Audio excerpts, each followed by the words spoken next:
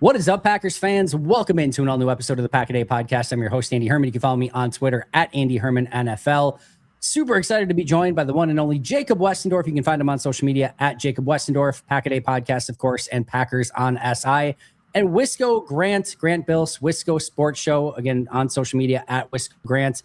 Fellas, the Packers did not win. We do not care. We are on to the Bears. Bring on Chicago. How the heck are you guys feeling?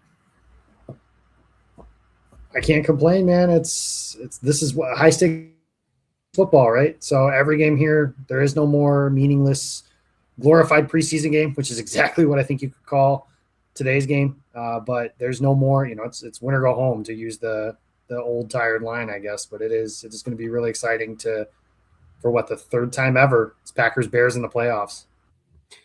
To speak specifically on the Vikings game, Andy, I think you tweeted something about it. Like, I'm glad it felt over right when it started. Because I think had it come down to the wire and been close, we would have had these conversations about, then we would have treated it like a football game. Mm-hmm. And I don't want to treat a not real football game like it's a football game. So I'm glad they spared us of that. They also didn't give us anything worth watching, but I'm glad that we don't have to sit around and talk about a not football game like it's an actual football game. Stakes sometimes are a pain in the ass. And we have lived through a season and a lot of playoffs where it feels like at all times, everything's always at stake.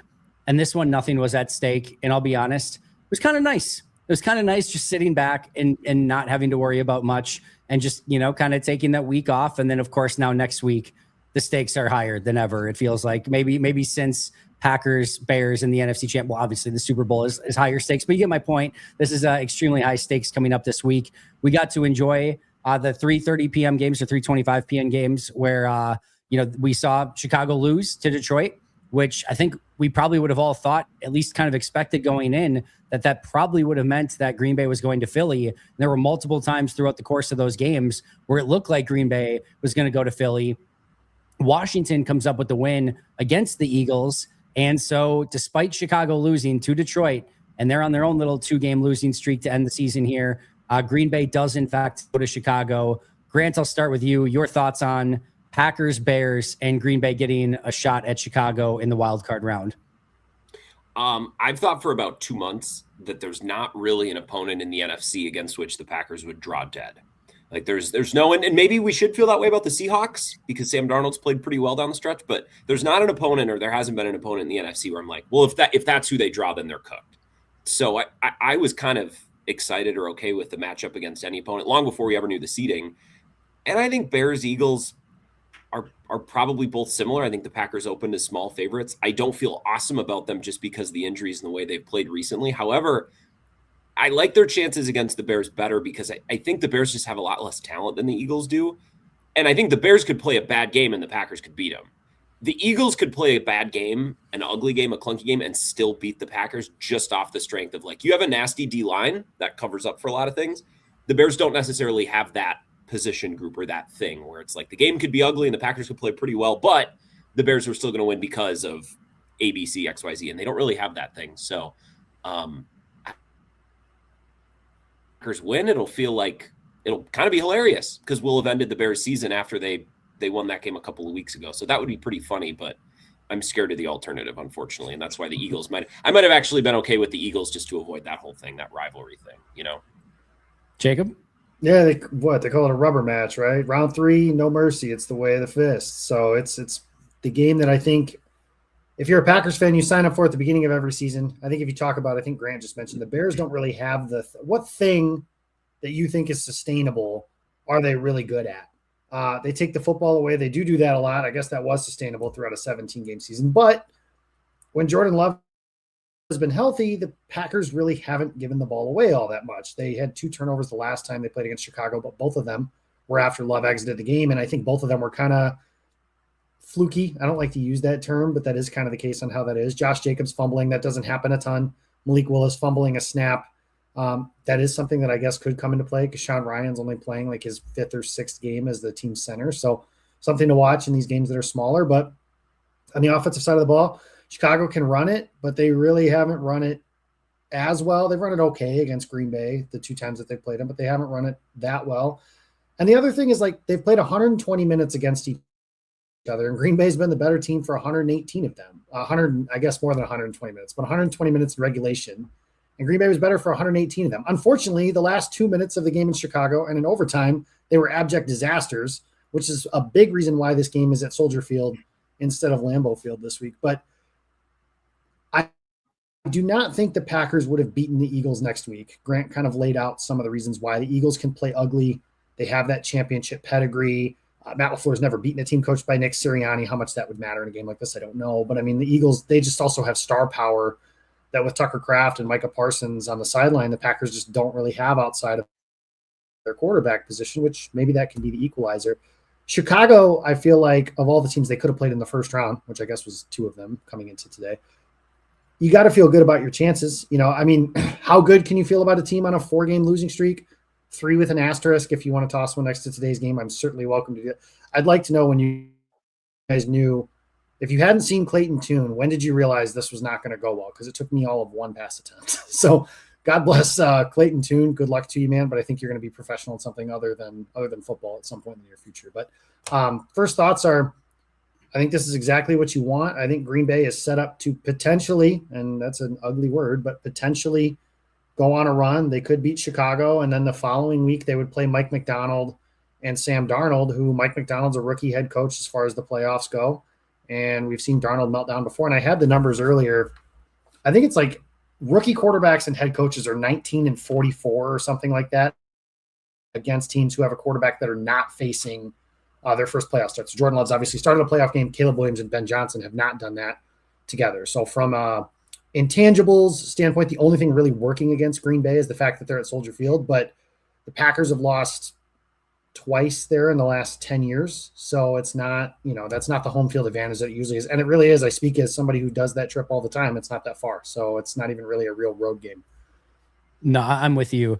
Grant, I played with the idea all week of this season's just been a pain in the ass all the way along. And do I really want it to end on a loss to the Bears just to have one more kick in the nuts before we end the 25-26 season? And there was a part of me that did definitely have that feel of like, man, I just want to, avoid the worst possible scenario after a season that's been underwhelming to then go to Chicago in the divisional round or the wildcard round and lose and send Chicago to the divisional round and have to put up with that all throughout the offseason.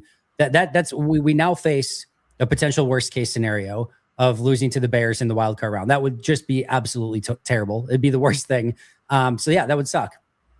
But the more and more I got through this game, and the more I was, you know how you kind of don't know how you feel until like the game actually kicks off, and you want like as soon as the game kicked off, I'm like, oh yeah, I want the Bears. Like there was no doubt. I kind of wanted this exact scenario because I wanted the Bears to lose this game, but I still wanted to face Chicago. So I found myself kind of pulling for the Lions a little bit, or at least rooting against the Bears, but also pulling for Washington at the same time.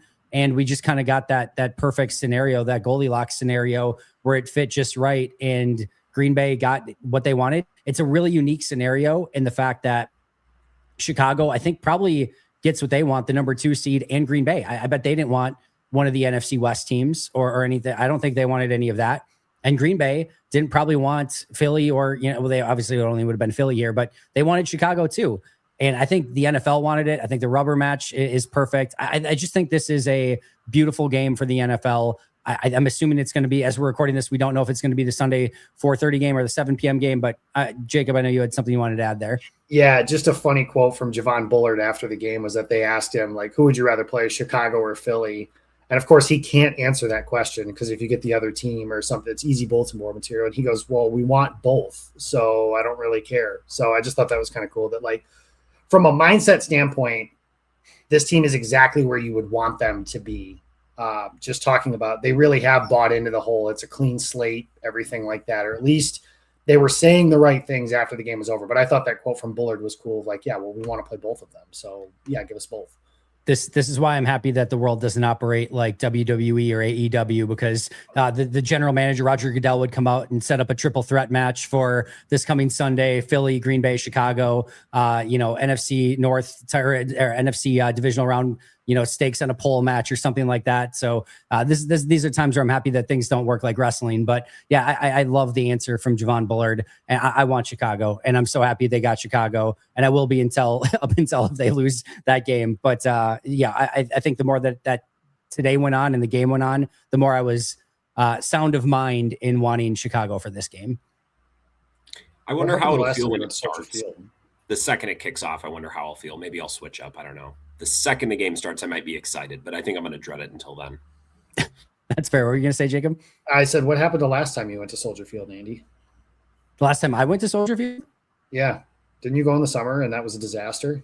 Oh, well, no, that was the greatest thing ever. I didn't go to Soldier Field. I was on my way to Soldier Field. I got to Chicago right outside of Soldier Field, and the Packers traded for Micah Parsons. So, that was a good day. That was a very good day. Hopefully something similar happens this time. Obviously, the last time the Packers were in Chicago, it was not a good day. It was 2014 NFC Championship game all over again. So Green Bay's got some receipts. They're going to want revenge for that one. And hopefully, what would be great is if Romeo Doubs just had, Brandon Bostic never got the opportunity to rebuttal after his mistake. Romeo gets to Romeo's credit, he bounced back immediately the following week and had a really good game. But this would be a sweet one if Romeo came out and had, 7 catches, 160 yards, 2 touchdowns, game-winning touchdown or something like that. That would be a really awesome moment for Romeo Doubs. But he gets an opportunity at a hell of a rebuttal this week, and I hope he takes advantage of it. Yeah, he's been Green Bay's won one playoff game since the 2020 NFC title game, and Dobbs was 150 yards receiving on 7 catches against the Cowboys. So, for better or worse, he's the guy that Jordan Love, when the chips are down, it was Aaron Rodgers was looking for Jordy Nelson back in those days. And now it seems like when Love escapes, he's trying to find Romeo Doubs too. So I think there's a really good opportunity for him to have a game like the one you're talking about. Yeah, I think so too. We're going to obviously have time all throughout this week to break down this game. I don't want to go into it in too great a detail now. Obviously, it's still pretty fresh that, we know who Green Bay's playing and things like that. But just kind of a quick top of your mind key to this game, something you're going to be watching or what you think could ultimately decide the outcome in this one. Grant, I'll let you go first. What's kind of top of mind for you of what you're going to really be watching for in this one? The defense has to look like it looked in Chicago and not at home against Baltimore. Not just like, I think a lot of people blame the defense for losses when it's maybe not to blame. I think the last couple of years, like the Eagles game, the Niners game, the last few years in the postseason wasn't on the defense. The offense had chances to win it and they couldn't do it. But I mean, if they give up, production on the ground like they did against Baltimore, they're drawing dead in this game because Ben Johnson will just pound it over and over and the game will, slowly bleed out and die.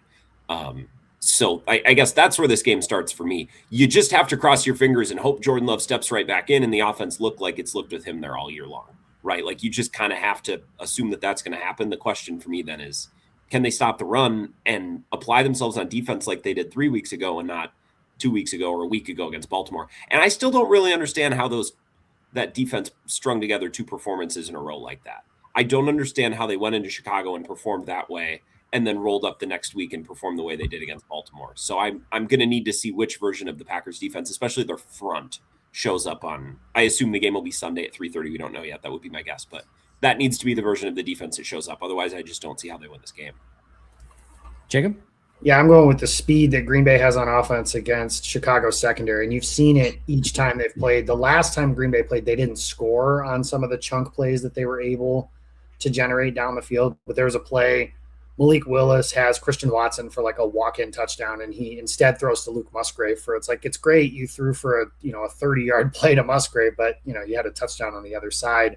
I think Love finds the touchdown, for example, if that were to happen this week. But the first time these two teams played, we've got that awesome Bo Melton story, of course, which happened on the 45-yard touchdown that happened just before halftime, and then Christian Watson had 2 for over 20 yards in that game as well. So. Every touchdown that Green Bay had against Chicago through the air the first time they played was an explosive play. And if you watch Chicago play throughout the course of the year, really, they struggle with guys who have that long speed, especially guys that can play in the middle of the field. Andy, you know how I feel about Jaquan Brisker, but I've never seen somebody who talks so much with so little production throughout the course of his time. Chauncey Gardner-Johnson, also not the fleetest of foot. Kevin Byard does a lot of good things, but he's also not very fast. So Green Bay's speed is something, if they can protect, and I do think against this front, they can protect against these guys, especially if they get Zach Tom back, which I believe they will. I think if he was if today's game mattered more, he would have been healthy enough to play. So that would be a big boost for Green Bay's offensive line next week as well. But if they can generate those explosive with Jordan Love taking care of the football, which I know their reputation and all that stuff, but just the turnover prone stuff that follows them, this just hasn't been true for this season. So I'm not overly worried about that, but Chicago's defense, they are very good at taking the ball away. But if if Chicago's defense doesn't take the ball away, I really do think this is a game where you could see some fireworks from Green Bay's offense, just like you did the first time they played. I think so too. There's no defense right now that I would rather play from being able to generate explosive plays standpoint than Chicago's. And Green Bay, Matt has just owned it. Like you said, Jaden Reed was open all game in that game with Malik Willis at quarterback. And if Malik sees a couple of those, a couple of them, he just need a little bit more time. But like in both of those games against Chicago, there are wide receivers running free all over the field. Like Green Bay is going to have opportunities to put up big time explosives and I think points and have a lot of point production. We saw what San Fran did against them just a couple weeks ago. I don't think there's any limit. I think Green Bay will probably limit themselves more than what Chicago's defense is going to limit Green Bay in that game, which excites me. Just to go back to injuries really quick. Matt basically did state that anybody that was inactive in today's game, he thinks is going to be able to play next week. We'll get through the injury report here in just a moment as well, but that's a really good sign. That would mean Zach Tom, Dontavian Wicks. Who was the other inactive? That was Josh Jacobs is healthy. Josh Jacobs was a healthy scratch, and then there was one other one too that was inactive. But either way, all of those players are ultimately going to be good to go in this game. It was Malik Willis. Malik Willis was the other inactive that was injured. So they should be all good to go, which is a great sign. And we'll just have to kind of see what the injuries were from this one. Meanwhile, in Chicago, DJ Moore did leave this game for just a tiny bit. He did return. It doesn't seem like there's much there. Chauncey Gardner-Johnson, he looked like he was knocked out into a totally different universe and had what looked like a pretty serious concussion. I don't want to speculate on anything, but yeah, that did not look good. And that could be one to kind of keep an eye on for Chicago as well in this game. As far as just kind of the what I'm going to be watching for, Packers have the better quarterback. And this is, to me, a Jordan Love game. I want Jordan Love just to go nuclear like he did against Dallas. There's no reason he can't.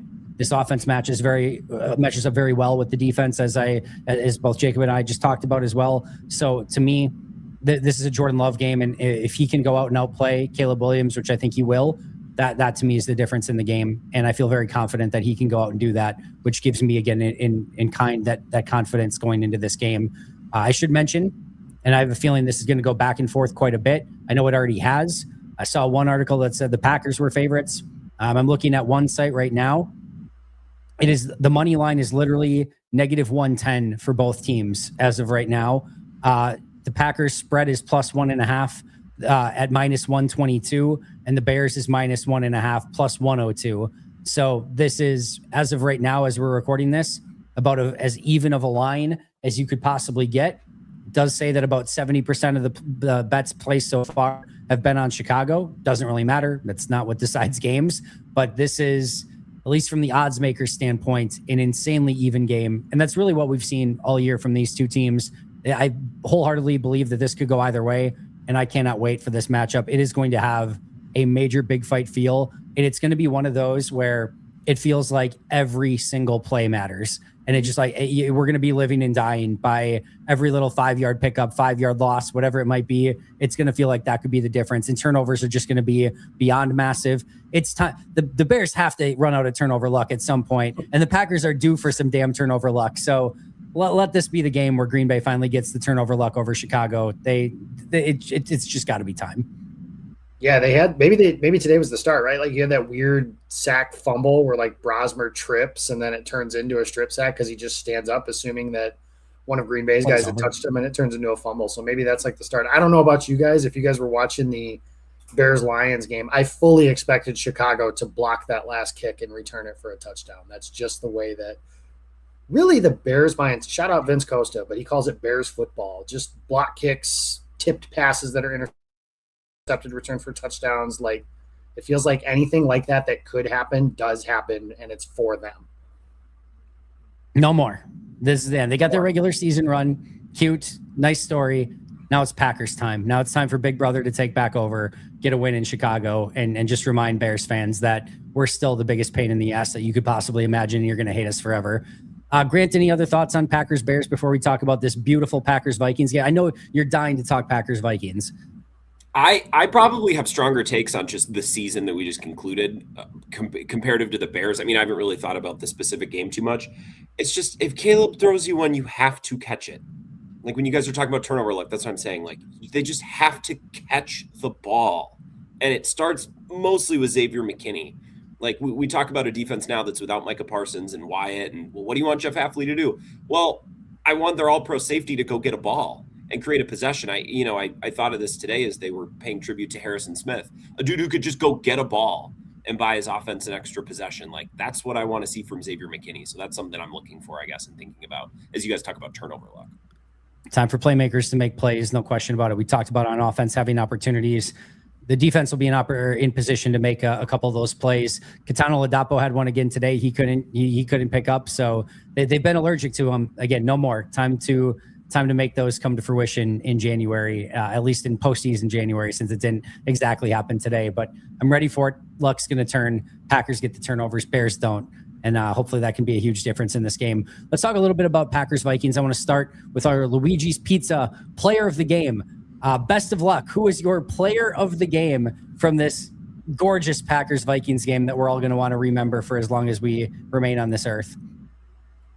Barron Sorrell, 8 tackles, won his first ever full sack.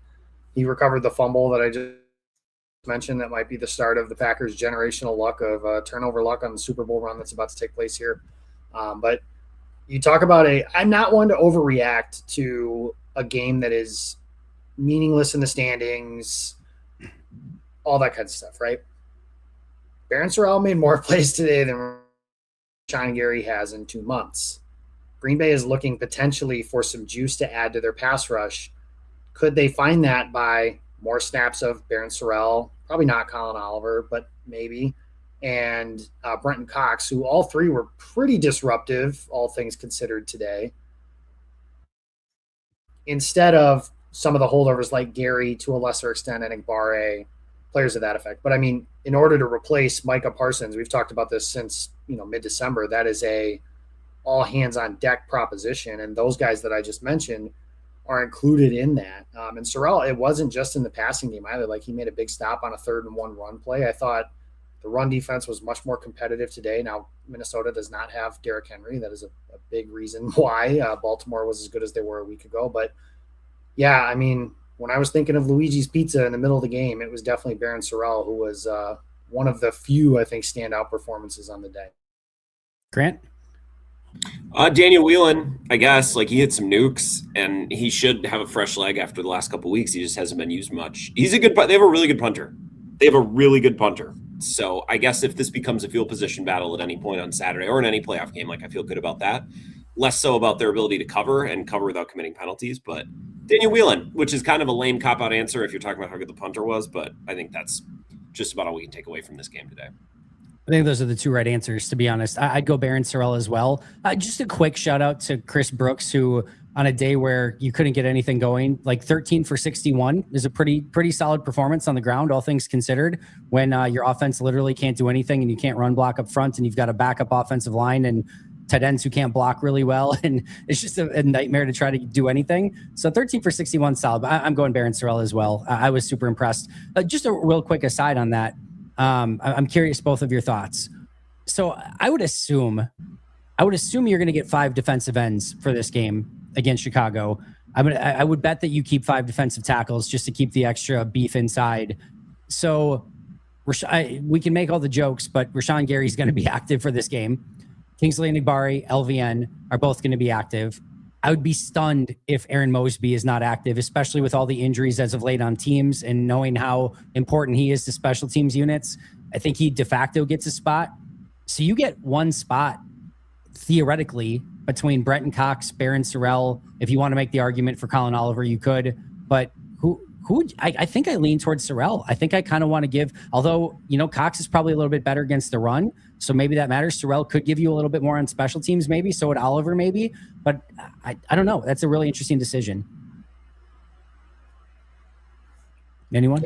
Yeah. I think that, oh, man, that's the hard part of the roster crunch, right? Because, I guess the good news is you're only going to have 2 quarterbacks active, and you don't have to fiddle around with some of that stuff. But you look, on that defensive line. Maybe one way that they add a 6th defensive end is if they consider Van Ness a de facto defensive tackle. Okay. That's something they've kicked him inside a couple times this year to do that. They could do that.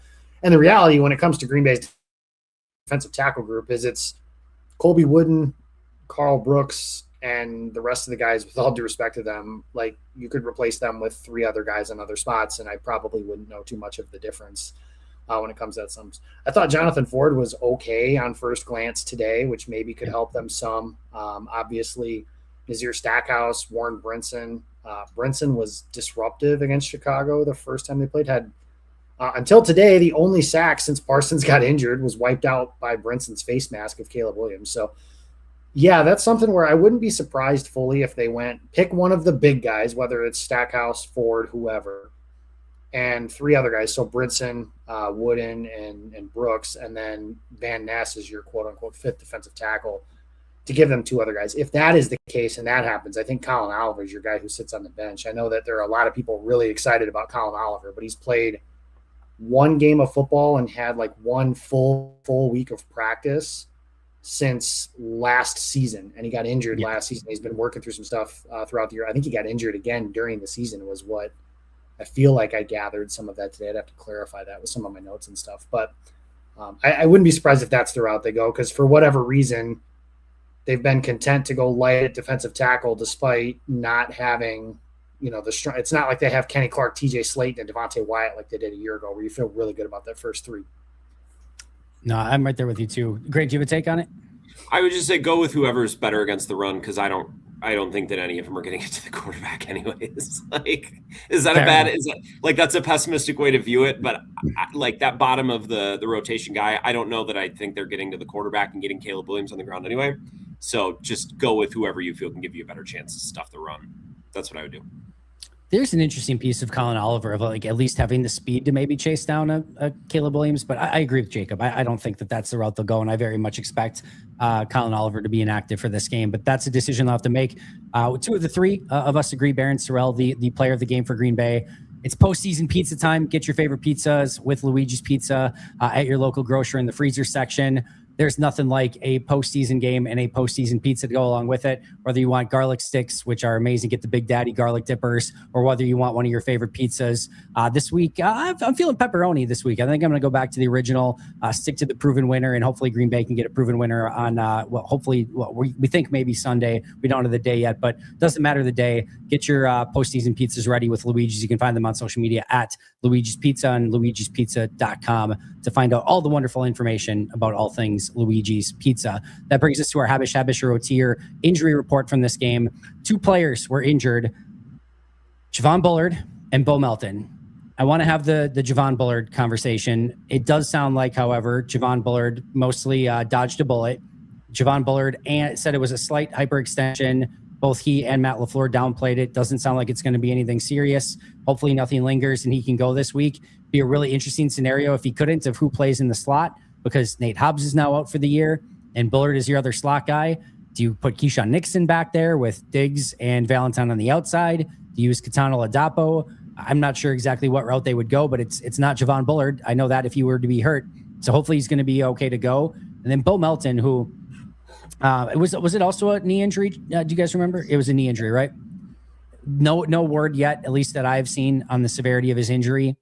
It's an interesting one where at first thought you're probably like, all right, well, that's a survivable one if he can't go this week. But man, you're probably your number 4 corner right now based on the depth of the cornerback position. He's your number 6 wide receiver, and you know he's number 4 corner. No, I'm just saying, man, that's I don't understand how you end up in that spot, but that's a philosophical conversation. No, I know. And then number 6 wide receiver, and he's he's on the kick return unit. He's a gunner. He's a jammer. He does everything on special teams. So if he can't go, he does fill a few different of those roster spots. So that'll be interesting. So we'll have to kind of keep an eye on that. But luckily, Javon Bullard seems like he's going to be okay. I thought it was a ridiculous decision to have him, Evan Williams, or Jaden Reed ever in this game. I thought they handled everything else exactly the way that they were supposed to in this game. But if you have to put Jaden Reed out there, just Go two wides. I don't care. I don't care if it's Luke Musgrave as the third wide receiver. I don't care if it's Matt Orzik as the third wide receiver. Shouldn't be out there. And then at safety, and I know he's like, well, we got to go when they match up. First of all, no, you don't. Like, I don't care if they're in 5 wide receivers. Go 4-3, go 3-4, go goal line defense. I do not care. I don't care if you lose 100-0. You are not required to match up on defense. And I don't even feel like JJ McCarthy or Max Bromber's probably going to take advantage of it to any real extent anyway. And the other thing is, even if you do want to match up, so you've got Jonathan Baldwin and Kitano Oladapo, who should have been the safeties all game long. You've got outside corners. They use Jalen Simpson as an outside corner, Bartholomew as an outside corner. And now in nickel, you've got to bring in an extra defensive back, right? I would much rather have Carrington Valentine go out there. I'd rather have Keyshawn Nixon go out there. Or you could use Trayvon Diggs. Or again, just stay in 4-3. I do not care. But there never should have been a way where Javon Bullard or Evan Williams were in that game. I thought that was a bit of malpractice. Same thing with Jaden Reed on the other side. I get you can only have so many inactives, but you are not required to play certain formations on the field in this game. You did not care. You weren't even trying to go for a touchdown, onside kick, 2-point conversion, recovery at the end. You're just trying to get points on the board. I promise you do not have to match up with their defensive or with their alignment. Just play whatever the hell you want and don't put guys that matter. Your one goal in this game is do not get guys that matter hurt. And you failed at that goal because you put Javon Bullard and a couple other players in positions to get hurt. And of course, because this is the Packers 2025-2026 season, if you put anybody in a compromising situation, they're going to get hurt. And that's exactly what happened. But thankfully, it seems like Bullard, survived anything major. But yeah, I don't know. If you guys feel different, let me know. But I was pretty pissed off about seeing any of those 3 in the game.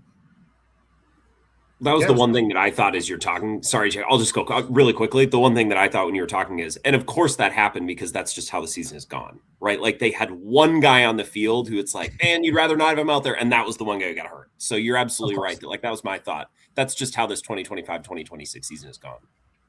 Yeah, and the way they handled the whole thing, Laflur said after the game that if Jordan Love had gone in the game, they were not going to attempt to pass. So can you imagine just the gong show that becomes where eventually the other team is going to figure that out. And you said at the end of the game, I thought it was strange that Lafleur called a timeout with 1 second left to kick a field goal instead of just letting the clock run. I'm not actually suggesting this is sarcasm, but did you have money on Green Bay plus 13.5 and you needed those 3 points at the end of the game? Between Jordan Love being the backup, there's no reason that should have happened at all. You have 27 defensive ends and 85 cornerbacks. Cut one of them and sign Desmond Ridder or sign Jamon Johnson to the active roster and elevate Desmond Ridder, whatever it is you got to do. But there's no reason Jordan Love should have been the backup for today's game. And then the guys that you're talking about, like you said, you're not trying to win the game. That's the part of the entire game is I know that there's this sense of pride in professional football and all that good stuff that you want to put your best foot forward. Well, you didn't. You didn't. You started your third string quarterback who was on the practice squad until a week ago by choice, and then basically admitted both of them, the coach and the quarterback, in their post-game pressers that they were kind of just trying to survive. Because as soon as Brian Flores heard earlier in the week that Clayton Tune was going to start, he drew up every 7-man pressure that he could think of. And Clayton Tune, or you know what, to be honest with you, Jordan Love might have struggled with some of those pressures that they had dialed up today. But add in the fact that the guys that played in front of Clayton Tune today, a couple guys had some nice moments. Jacob Monk, who I thought was okay at center. Jordan Morgan was pretty good at left tackle. The left guard, you can tell why he's on the practice squad. And, with all due respect to him, you can figure that out pretty quickly and pretty easily. They just didn't stand a chance. And then, again, this would have been the second season in a row that you're playing a guy who does not need to be playing, and he gets injured and now potentially misses a game. Now, the good news is Javon Bullard, and granted, players can say stuff, but Javon Bullard did say himself he's fine. I heard him say it to us, and I heard him say it to somebody he was talking to as he was leaving. Matt Lafleur said that it feels like he came out of it okay. They'll have an update today, as you guys are listening to some of this stuff. So Bullard's okay. Bullet dodged, but should have never come to that situation. We are sitting there the whole game going, why is Evan Williams in the game? Evan Williams just came back from an injury last week. He's probably still a little hobbled. No need for him to be playing. I'm totally fine with giving up because Isaiah McDuffie is covering him in the slot because of what you said, Andy. They didn't match personnel, and just so be it.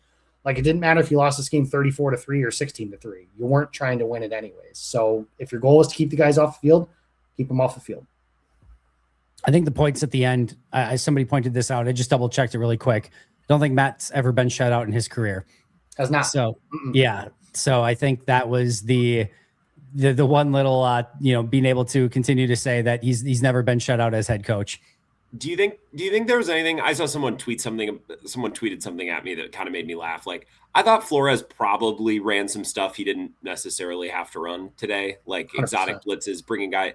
And I wonder if part of Matt Lafleur was like, okay, you want to do that to my third string guy? Well, then screw you. We're going to kick a field goal just because we can. Like, I probably not, but the thought of it at least was entertaining to me. So I thought it meant. It's why I had no interest in Jordan seeing the field in this game as a quarterback, is because of course Flores is going to be a madman. Like, it would have shocked me if there was a 7-man pressure every single time if Jordan was in the game, just to hit him as many times as possible in this one. Nothing would have surprised me. So of course Flores is going to do that. There's no question about it. And of course, when you've got a third string quarterback, they're going to try to nuke him too. So no surprise.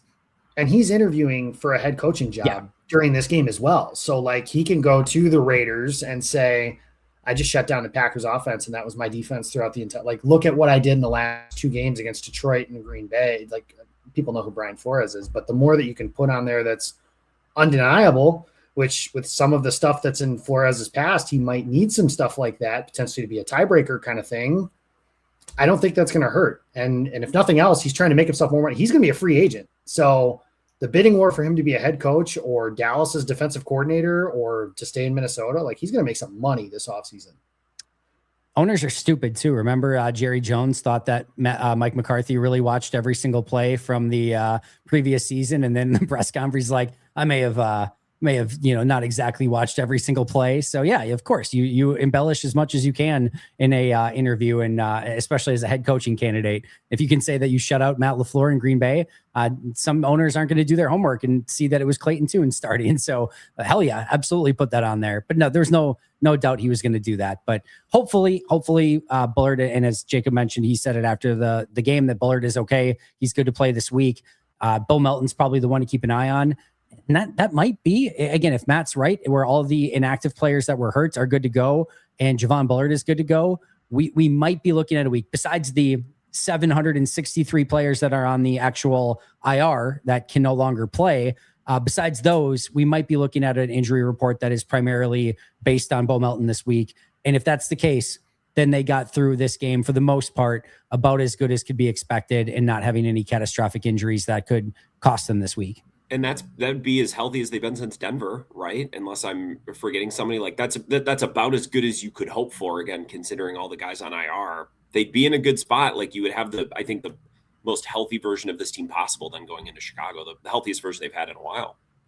And that's because the Packers have an elite recovery team helping players safely find their way back to the field. And if you are injured in an accident, you'll need a team of qualified and experienced attorneys to champion your cause. The attorneys at Habush always are here for you with a national reputation and compassionate hometown service. They'll work hard to get you the compensation that you deserve. When you call Habush, you're going to talk to a lawyer directly. It's easy. Their number is 800-242-2874 or 800-2HABUSH. You can also visit their website at habush.com.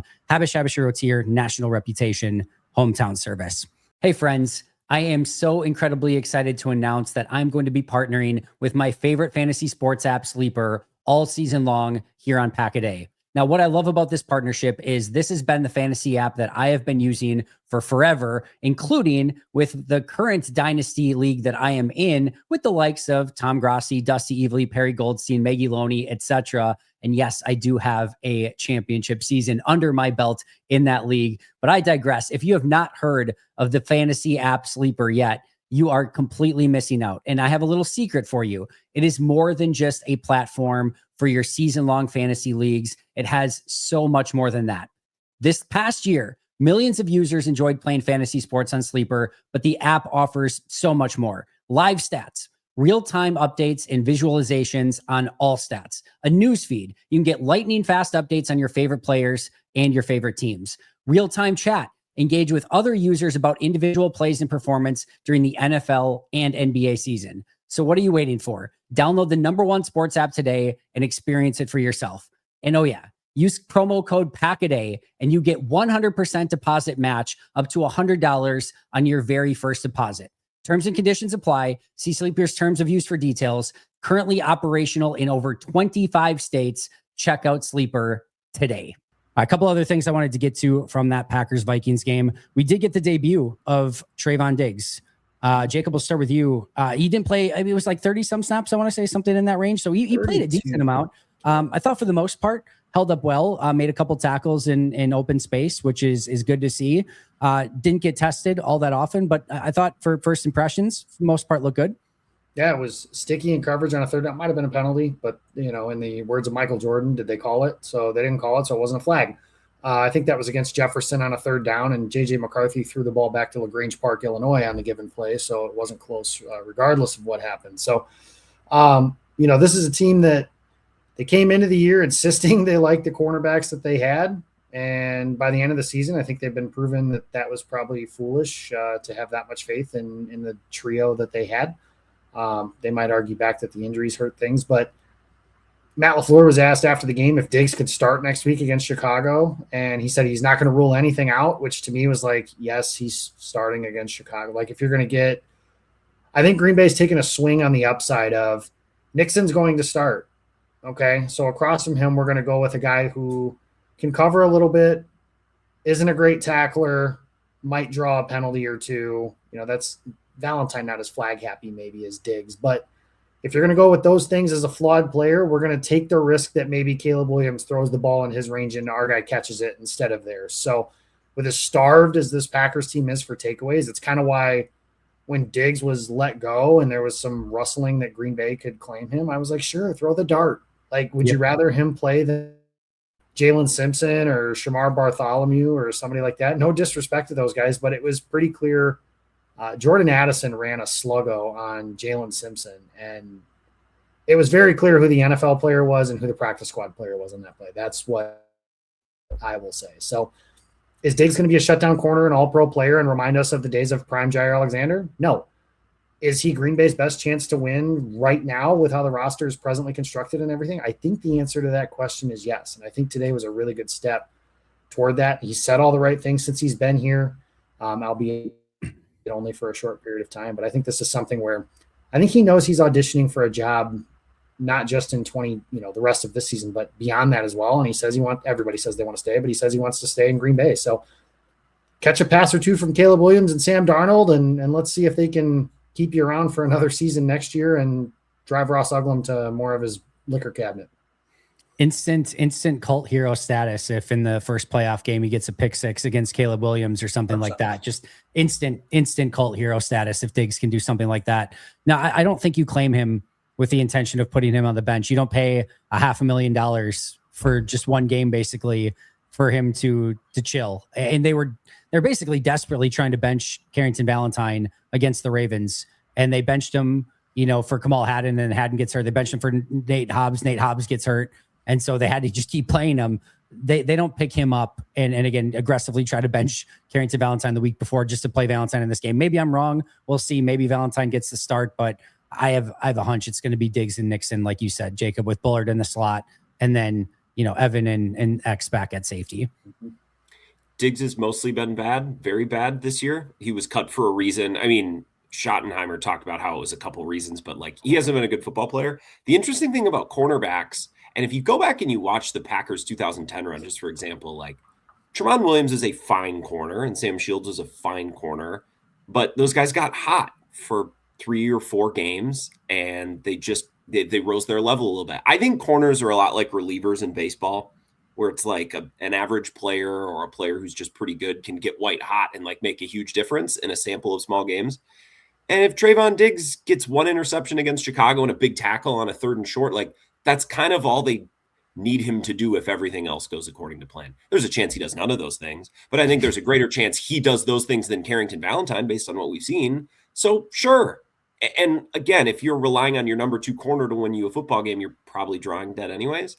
But I think the tools and the experience is there where it's let's see if we can't get lucky and get a great 2-game stretch with a couple great moments that helps us win from a player who's done it before.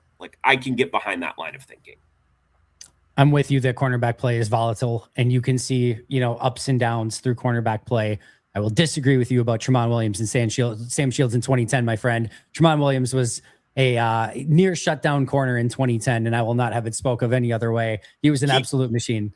He was very good. I probably undersold him, and he got really hot from an interception. That is also true. Like, he just started to see the ball go through the hoops. So, not to undersell how good Tremont was, the hot streak came from the interception specifically. And in that playoffs in particular, he was unbelievable, unbelievable run throughout that postseason. So that part I do agree with you with.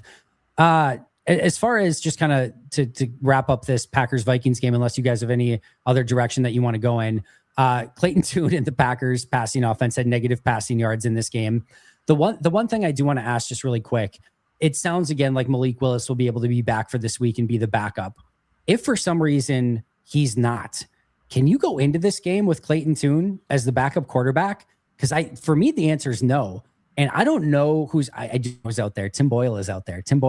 I do know that much, but I don't know who's legitimately out there that you could take a real look at to bring in at this point. You obviously have Desmond Ridder as well, but I don't think you could go into this game with Clayton Tune as the backup quarterback really ever again for the franchise, for the remainder of the Packers, existence. I don't think I need to see Clayton Tune in green and gold, in actual dressed for a game ever again. I'll be nice before I say something mean. I will give him the benefit of the doubt from the standpoint of, like I said, the skeleton crew around him did him no favors. No. I don't know how much it would have mattered if he had Watson and Dobbs in the starting line. And like, if they had Jacobs, they may have never attempted a pass the way that game was going. But I wrote a story earlier this week that has aged as poorly as anything I've written. And that was that this was kind of an audition for Clayton Tune to say, like, it was, though. You're not wrong in the fact that it was an audition. I mean, he failed the audition, but it absolutely was his opportunity to say, hey, I belong in the discussion for QB2 next year. No question about it. And I am no quarterback scout. I am no NFL scout. I don't know my rear end from a hole in the ground a lot of different days, but I do not understand how a team that picked out, and I know there's only so many quarterbacks in the world. I understand that, but a team that picked out Jordan Love based on tools and traded for Malik Willis based on those same tools ended up with saying, like, Taylor Algersma, in my opinion, is better more tools than Clayton Tune. Like, if you're telling me who should be the backup next week if Malik Willis can't play, it will probably be Tune. Should it be? I would rather have Desmond Ridder. I think they would be more effective if Jaden Reed was running Wildcat snaps with Josh Jacobs. If they threw 10 incomplete passes out of 10 next week, they would have more net passing yards than what they had today, like you mentioned off the jump. So, like I said at the beginning, it took me one pass attempt to realize, it's not often you see a bad quarterback play in Green Bay. Like, I'm thinking of guys that have gotten regular season action. Like, Brett Hundley was an NFL quarterback. Deshaun Kaiser was not good, but he was an NFL quarterback. Joe Callahan is the last guy I could think of where I saw it was like, this guy does not belong. Like, at all. It is rare that JJ McCarthy and Max Brosmer can both play in the same game, and neither of them is the worst quarterback who stepped on the field in that given day. So if Willis cannot go and Jordan were to get hurt for some reason, like I said, I am 100% on the give it to Desmond Ridder and let's see what happens. Yeah, I'm with you. I don't think you can go with Tune again. Grant? I mean, what's the nightmare scenario? You're up 7 minutes you're up 7 points with 4 minutes to go, and Jordan Love gets hurt, and you need a guy to get like one first down and not puke all over himself, and then you have to bring in Tune and he pukes all over himself. Like, that's the scenario where this would matter, right? Put it this way, where Desmond Ridder versus Clayton Tune or Clayton Tune versus someone else would matter. But knowing how this Packers season has gone, that's the situation that would come up. So you're probably right. I just don't know how much better the alternative would be in Ridder, especially considering he's been here for like less than a week. Just so you know, if that happens, you're off the podcast forever. So just want you to know that. So if that exact scenario happens, you're out. It's done. It's over. We don't speak it into existence. All right, Grant, this is your time to shine because you are radio narrative guy. So I'm excited for this. Packers 2025 season. You're obviously a lot more than that. I say that with all the kindness in my heart. No, I laugh. That's exactly what I am. No. Packers 2025 regular season is in the books. They end up on a 4-game losing streak. Your mileage may vary on how much that you care about the last one. They end up at 9-7-1 on the season. What are your takeaways? What's the narrative? What's the spin on the 2025 Packers regular season? Well, I think they should have won this division 3 weeks ago, first and foremost. And I think the Bears losing again in week 18 just frustrates me more because it feels like they left so much meat on the bone this season. I think finishing with 9 wins is about as bad as they could have done, barring some abject catastrophe. Like Jordan Love misses the whole season after being hurt in week 1. And I'm not trying to, I know they're a playoff team and it's the 7th seed, but it's a playoff team that's better than a lot of the league and a lot of fan bases and teams who kill for that. I get it. I just think that's about as bad as they could have done, barring a season where the wheels completely fell off. Let me ask you something just really quick. Yeah. Jordan Love done for the season and Malik Willis is healthy for the entire year, or all the injuries that the Packers have had to suffer with Watson, Reed, Tucker Kraft, Micah Parsons, etc. Plus Jordan Love missing a couple games.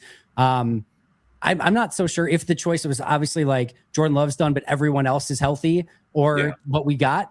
I'm not sure that Malik, with the health of the rest of the roster intact, doesn't win 10 games. It's an interesting conversation. It is. Well, and what's frustrating is like an optimistic Packers fan would probably say, well, they're the 7th seed and they won 9 games, but consider all the injuries. And I'd say that's fair in the Denver game and maybe the Baltimore game, but what about Cleveland and Carolina and Dallas and Philly? It's just a season where the entire schedule is littered with games they should have won. And yes, the injuries played a role for sure, but this should be so much better than a 9-win team. So much better. If you would have told Packers fans that Thursday night that they beat Washington and, just a couple days after the Detroit win, you're going to win 9 games this year, they'd say, are you like, I truly wouldn't have believed it. I would not have been able to wrap my mind around that. Right? Yeah, exactly.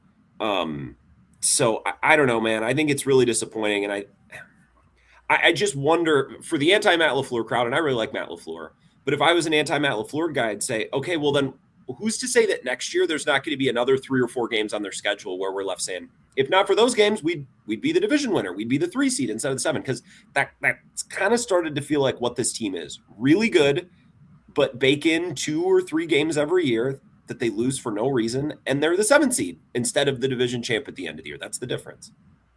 They went well. We don't know for sure as we're recording this right now.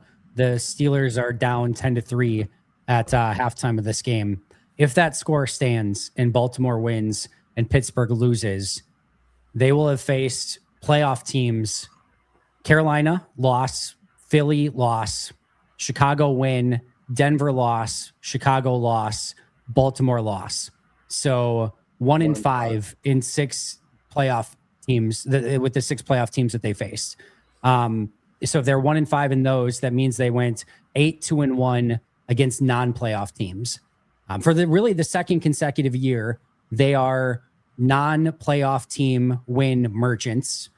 For the most part, they've taken care of business against non-playoff teams, but you can argue the loss to Cleveland, the tie to Dallas, and the loss to Minnesota. Not again, they weren't trying in this one, but if they probably beat Minnesota if they're actually trying to win in this one, would be my guess. But if they can, pick up an extra win or 2 in those games, they've got the opportunity to win the division still. And so they either need to do much better against their tough opponents, which once again they did not this year, or they need to really take advantage of their non-playoff opponents, which against Cleveland, Dallas, and Minnesota at the end they did not. Saturday at 7:00. Saturday, 7:00. Interesting.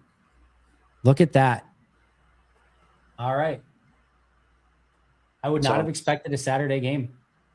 Neither would I. I was thinking Sunday for 3:30 where the Eagles and Niners ended up, but that is where that ended up. But to get us back on track and further the point of Grant, and I wouldn't put myself in the camp of anti-Matt Lafleur, and I'm not somebody who I'm never going to say that a coach should be fired. I don't care if it's Matt Lafleur. I don't care if it's Joe Barry. I don't care if it's Richie Kotite from the 1990s Philadelphia Eagles. That's just not the way that I operate. I think that there's so many other things at play that I'm just maybe too sensitive to. But that being said, Green Bay's record total since losing to San Francisco with today's loss is 37-30-1 since that loss to San Francisco with Rodgers in the playoffs. 37-30-1.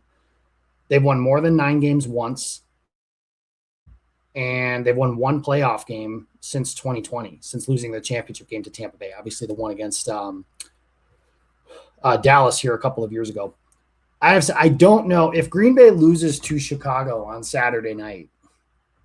That will be a 5-game losing streak, including 2 losses to Chicago, and games that, like Grant has mentioned, that Carolina, Philadelphia, Cleveland, Dallas, like there's every game that you can kind of point to and say, man, one play here or there, and maybe this catastrophic mistake doesn't happen, and they could have won that one. What I've been saying for weeks, mostly on this show, is if Matt Lafleur does indeed get let go at the end of the season, him and his team will have given Ed Policy and Brian Gutekunst, whoever it is ultimately making that decision, plenty of ammunition to do so. And I do not understand I understand he's a really good coach. I'm not suggesting that he's not. I think he's a really smart offensive mind. I think there's a lot of feathers in his cap as far as, Malik Willis and the way the offense is able to function, the development of Jordan Love, the revitalization of Aaron Rodgers, all that stuff. All that stuff is great. But I also don't understand the idea that it's completely asinine to question, is this the coach to get you to a Super Bowl championship? Like you mentioned, they have won 7 games since starting the season 2-0. And with 2 wins that we thought were going to be some of the biggest wins of the season. I think, what'd you say? If Baltimore wins, they won 1 game against a playoff team this year. And it's not like they played Seattle and Los Angeles and the 49ers. Some of those playoff teams they lost to are Carolina and Baltimore, 2 of the most average teams that are going to make the postseason. So I think there are plenty of fair questions to be had about Matt Lafleur and his job security, especially if they lose this game on Saturday against Chicago. If they win and then get blown out a couple of weeks from now in Seattle, then I think those questions kind of reopen themselves. But the idea that it's a slam dunk, he's Bill Belichick with 7 Super Bowl rings or something like that. I think I read only 1 coach ever has won a championship, having been here as long as Lafleur has been here, if he hadn't won one prior. Some of those trends are hard to ignore. And if you look at the way that even all the games, you talk about those games, Grant, that they've lost this year, aren't you sitting there at some point during the season and going like, man, I feel like Green Bay has lost this game several different times in the last 7 years. Like the Chicago game, that's a little 2014 NFC championship-y, but Cleveland, Dallas being a tie, Philadelphia, Carolina, all those games were just kind of like lifeless, odd performances. And then you've got some really weird, like they're playing the Giants and they win by 7 points and need 2 late turnovers to seal that game. It's like you should beat them by 21 points. I know it's the NFL. I know it's a week-to-week league. I know all the things that we say every single week, but I just think something I said last week on the show is that I feel like this is a team that is missing something. And maybe I'm giving too much credence to some stuff like this, but I do feel like that Liam Cohen, Ben Johnson, Mike Vrabel, some of these guys just have an edge to them of they not only want to beat you, they want to smash your face in the dirt and rub your nose in it after the fact.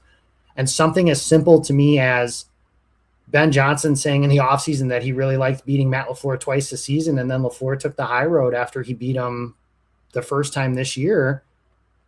To me, that would have been a good opportunity to kind of clap back a little bit. Or, the other thing I've mentioned in recent weeks was the team not defending their quarterback when he gets hit in the helmet or dribbled off the floor in Denver, stuff like that. So maybe those things don't matter. Maybe the Packers go on this playoff run here in the next few weeks, but I just feel like something is missing.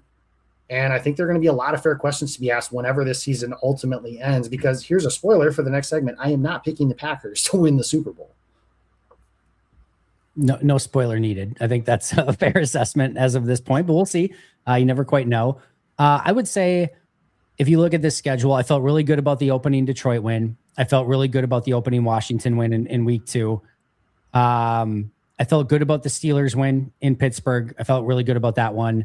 Minnesota, you win 23-6. Maybe not the perfect game. Love has 139 yards, but I still feel good about a 17-point win against Minnesota. I feel good about Detroit on Thanksgiving, going to Detroit, winning by 7 there. I feel good, even though it had some oddities with it too. 7-point win over Chicago. So out of a 17-game season, 6 of them I actually feel good about.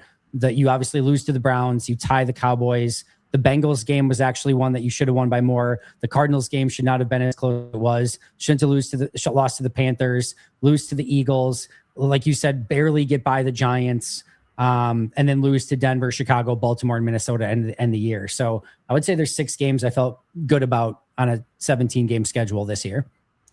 I think if Matt Lafleur gets let go, which I wouldn't expect, but the idea that we're not even allowed to talk about it, I think is insane. If he gets let go, I think Matt Lafleur, I think it would be warranted looking at the entire last however many years. I don't think he wouldn't be let go just because of this year.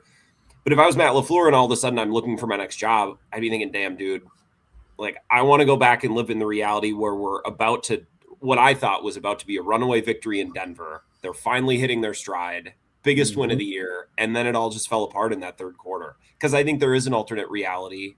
Because we saw it, or at least I think I saw it. I'm trying not to cope, but like I thought that was about to be the win of their year, and I thought, here we go. Like this is the home stretch. They're playing their best ball. It's all falling into place, and then it just didn't happen.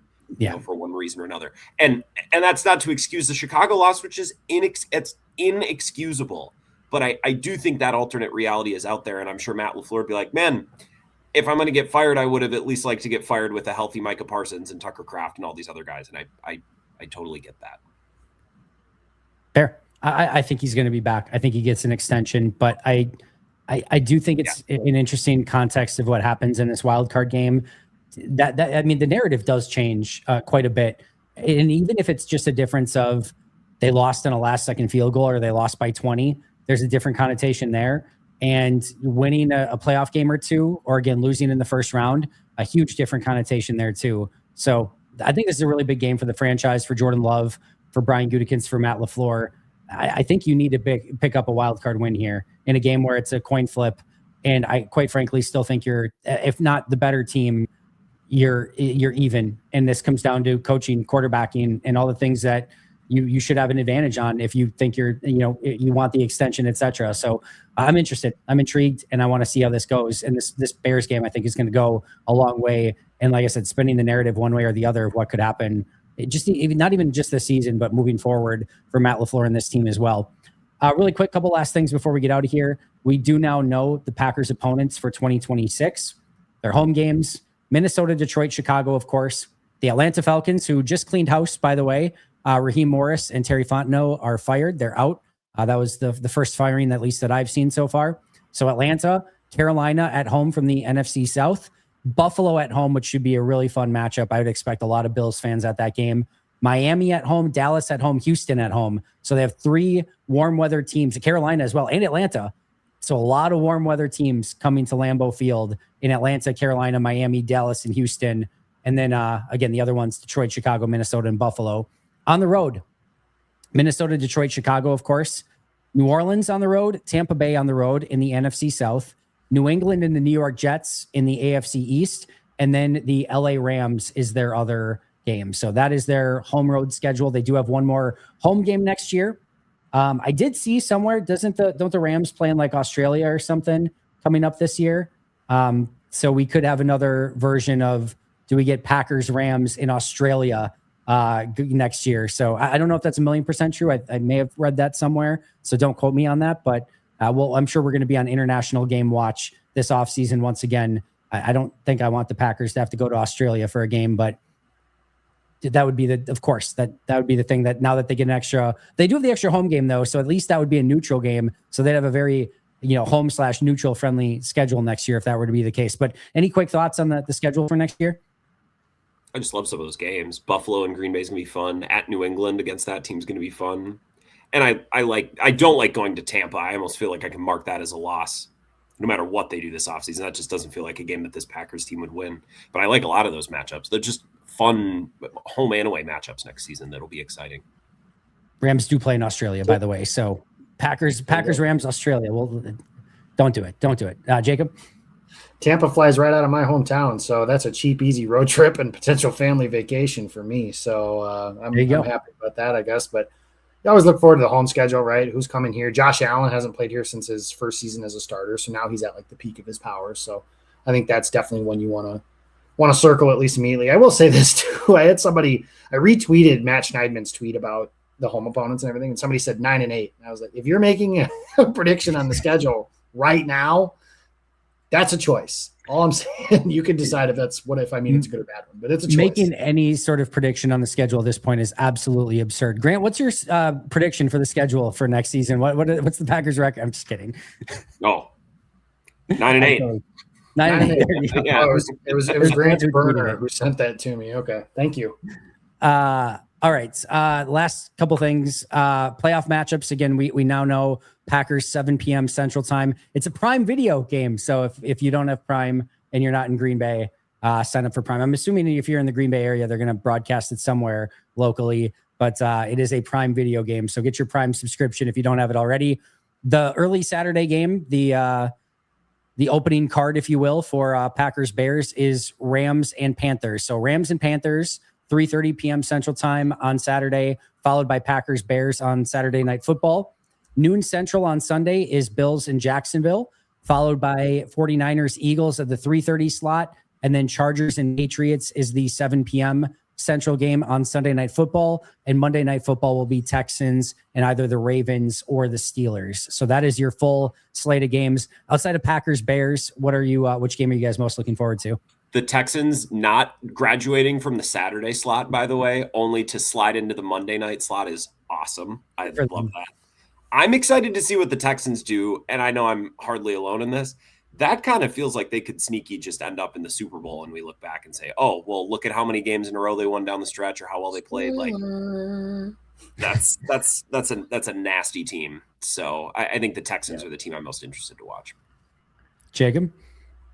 Yeah, Eagles, Niners, those two teams do not like each other is obviously one. Obviously, I've got the value in my own as well. But the other game is Chargers and Patriots. I think Jim Harbaugh against Mike Vrabel is like a football gods matchup for coaches and everything like that. Justin Herbert against Drake May.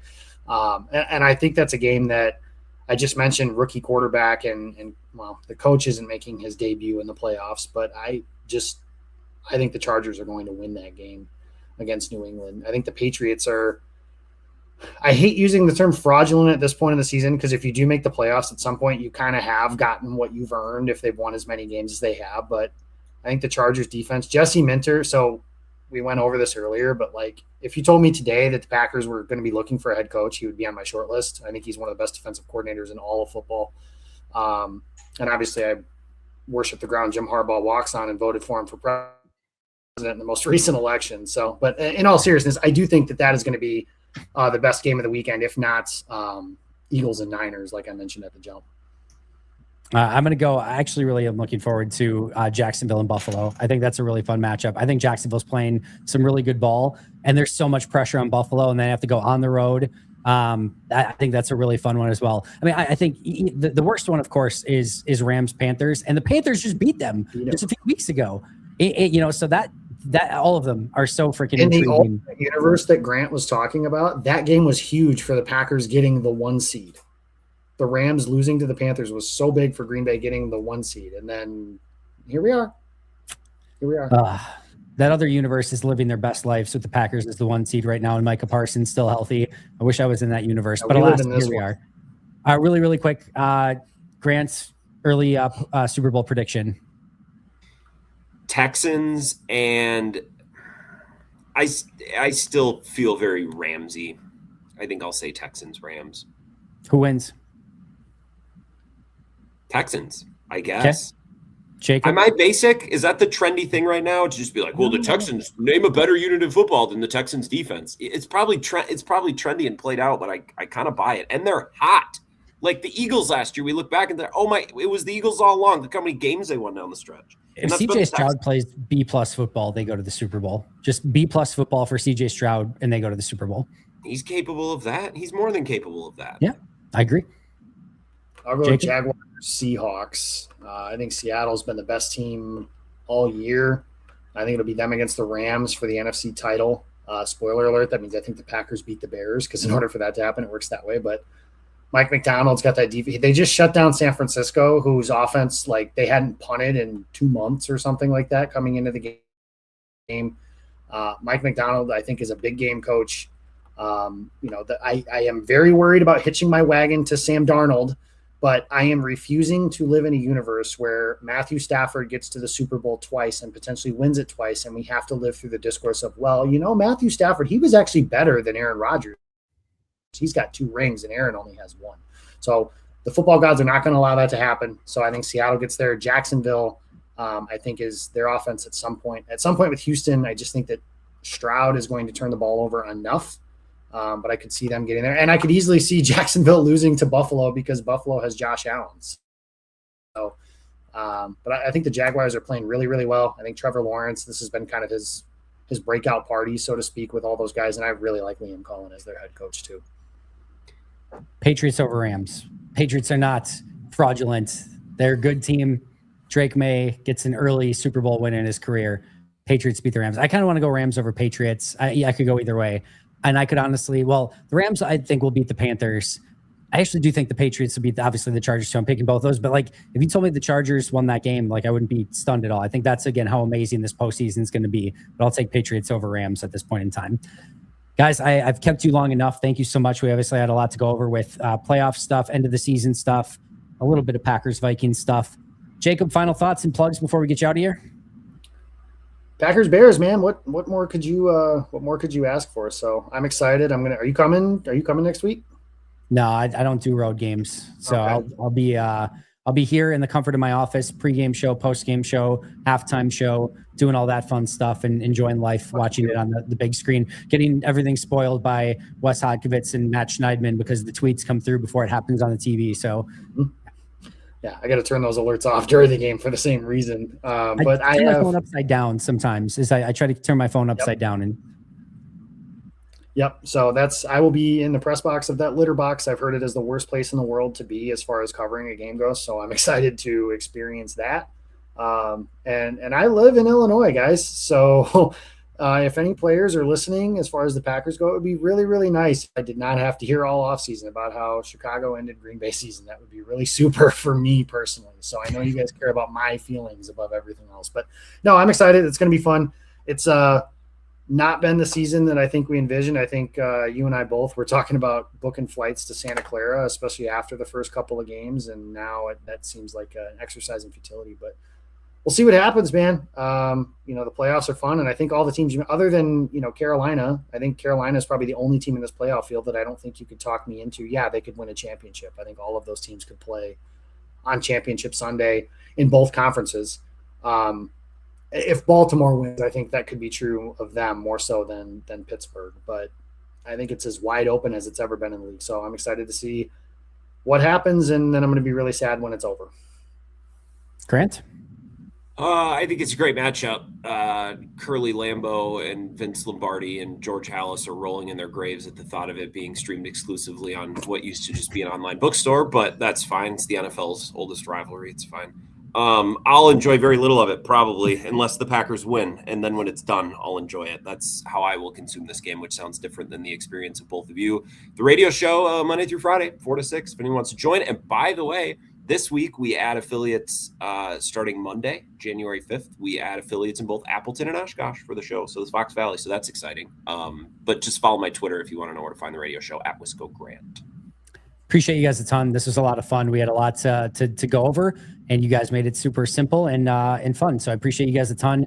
Make sure to follow him @Jacob Westendorf on social media, @Wisco Grant down there. And you can find me @Andy Herman NFL, of course, @Pack-A-Day Podcast as well. That's going to do it for us today. But until next time, and as always, go Pack Go.